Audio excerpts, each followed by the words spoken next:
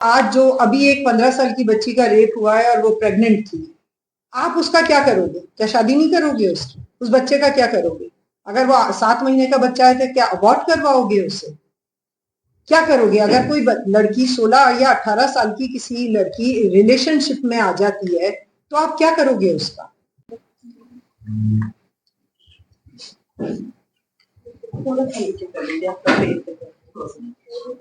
ना दिखे, काम दिखना चाहिए।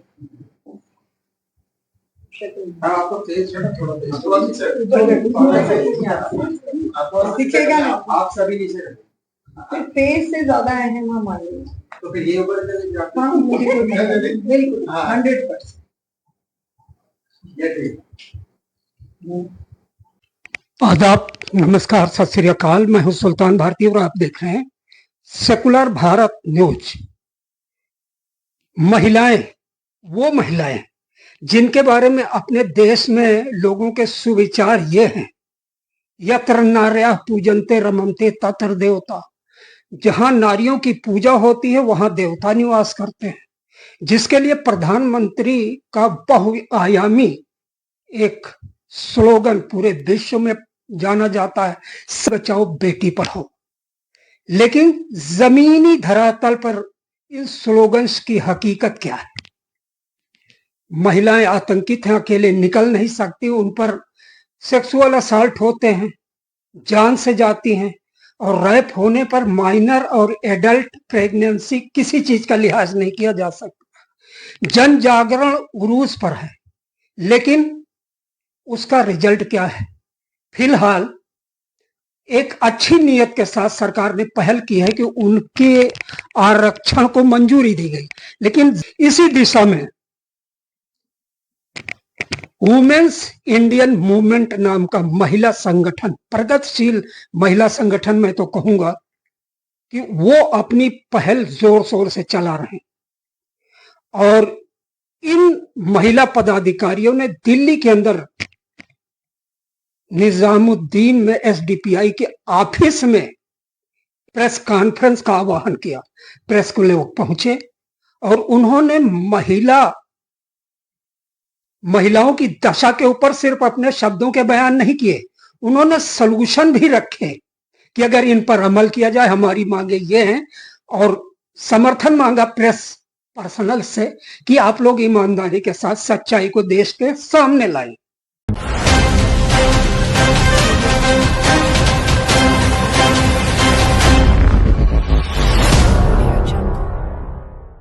एक और कंसर्न जो औरतों से रिलेटेड आजकल हिंदुस्तान में बहुत ज्यादा पॉपुलर है, वो है ड्रेस फ्रीडम।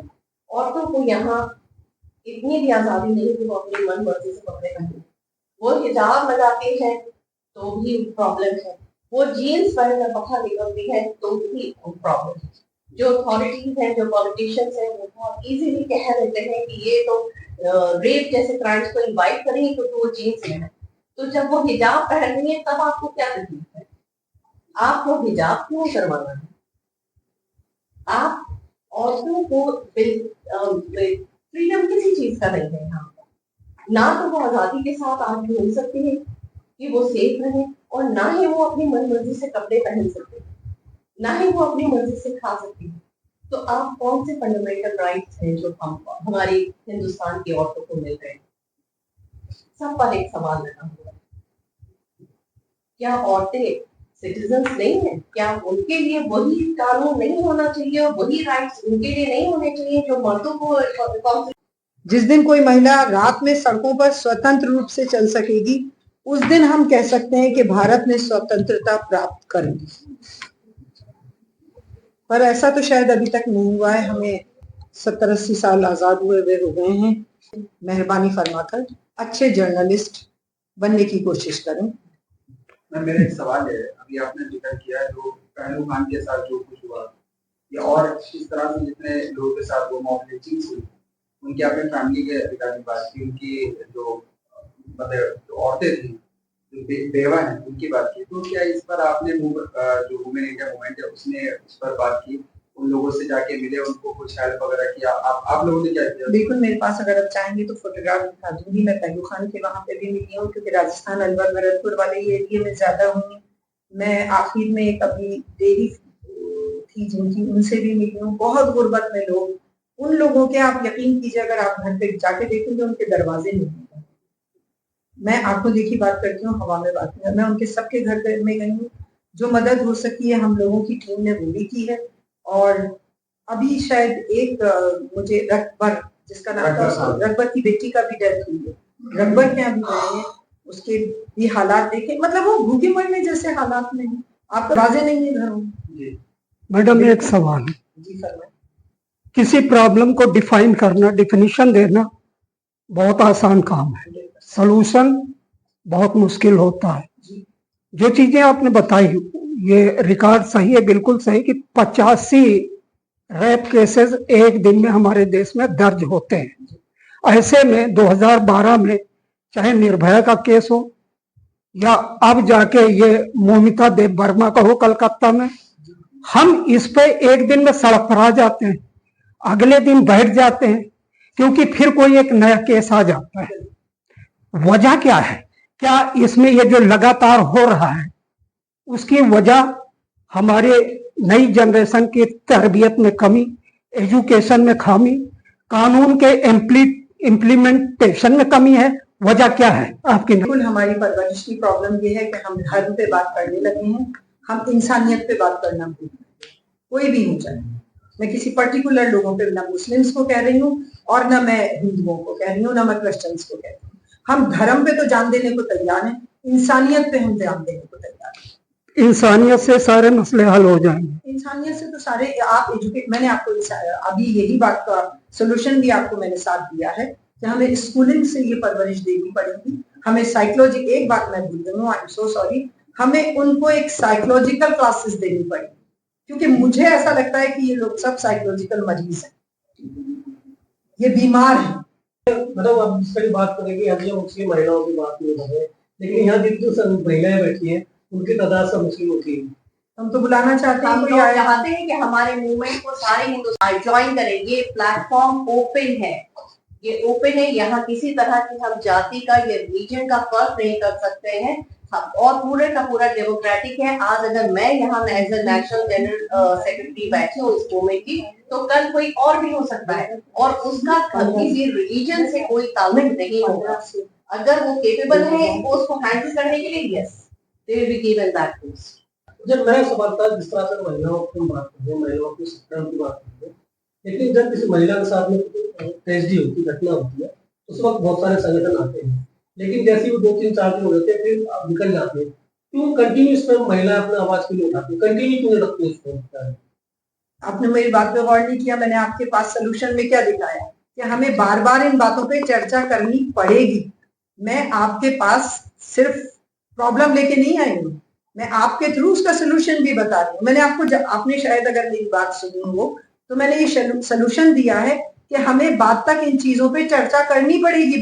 हत्या का जो केस हुआ उस लगे डॉक्टर मौमिता के, उसके लिए आपका संगठन या आप लोग केस पर दिल्ली के अंदर बिल्कुल ट्वीट नहीं, दिल्ली के अंदर नहीं किया, हमने स्टेट वाइज किया इसमें, और ट्विटर पे हमने पूरी एक ट्वीट पे वो चलाया मौमिता के लिए, सोशल मीडिया पे, जो कि आजकल सबसे अहम चीज है। हमने सोशल मीडिया पे पूरा अपना एहतजाज किया। मैडम आखिरी सवाल मेरी तरफ से, बाकी तो भाई बैठे हुए हैं, मुस्लिम महिलाएं जिनको लेकर ग्लोबल मीडिया भी हमेशा अटैक करती है, हमले करती है, एलिगेशन लगाती है कि इनको छूट नहीं दी गई है, इनका शोषण हो रहा है, क्या मानती हैं आपकी मुस्लिम महिलाओं में इस बारे में क्रांति नहीं आई है क्या?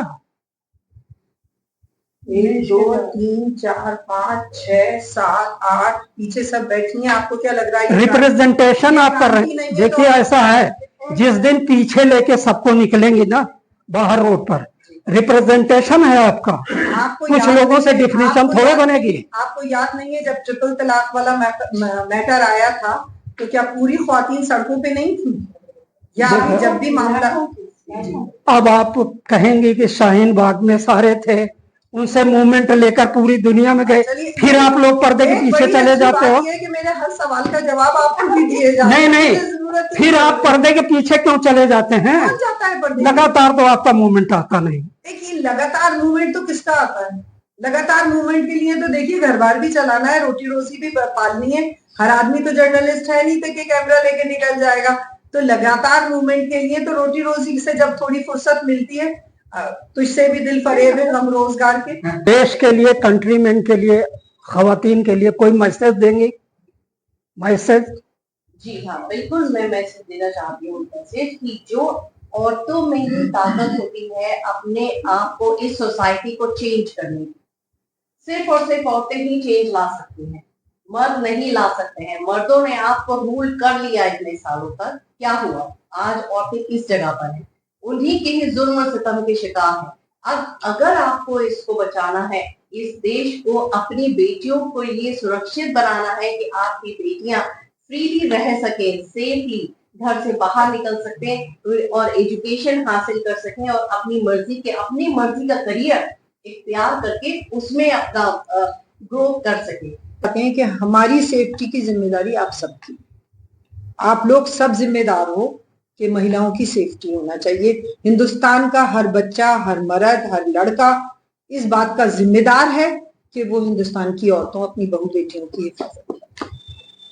इंडिया मूवमेंट की तरफ से बुलाई गई इस प्रेस कॉन्फ्रेंस में आने वाली, सदारत करने वाली और मंच पर मौजूद महिलाएं कोई मामूली औरत नहीं थी।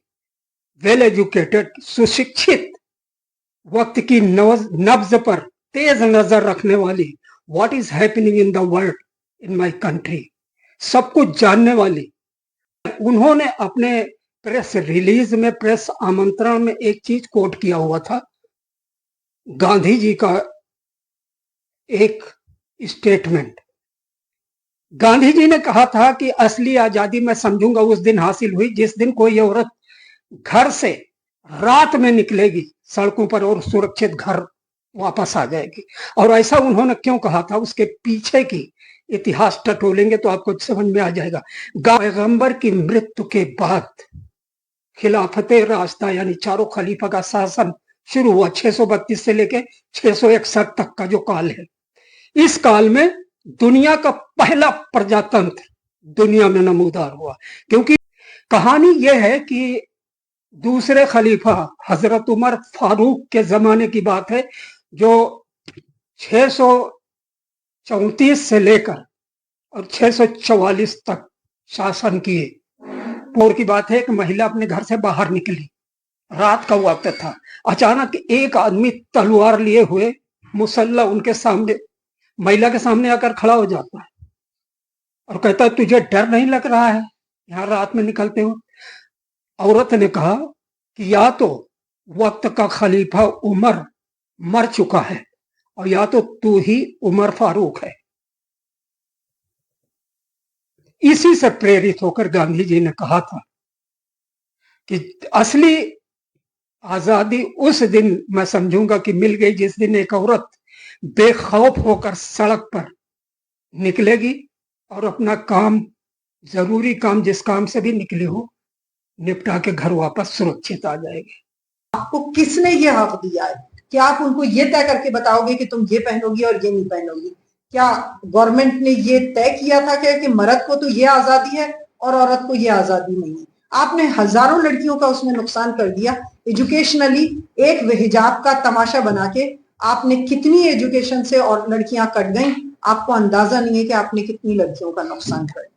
मैं आज यहाँ से बैठ के आपके मंच से कहना चाहती हूँ, 33% में मुस्लिम महिलाओं को वो कितना हक देना चाहते हैं, मैं उस पर बात करना चाहती हूँ। जो भी हमारी तरफ, हमारे यहाँ पसमानदा है, हम उन्हीं की बात करेंगे ना। और इस वक्त बकौल उनके सबसे पसमानदा मुस्लिम औरत है। हमें अपना हक चाहिए हर जगह, और उस 33% में हम चाहते हैं कि मुस्लिम महिला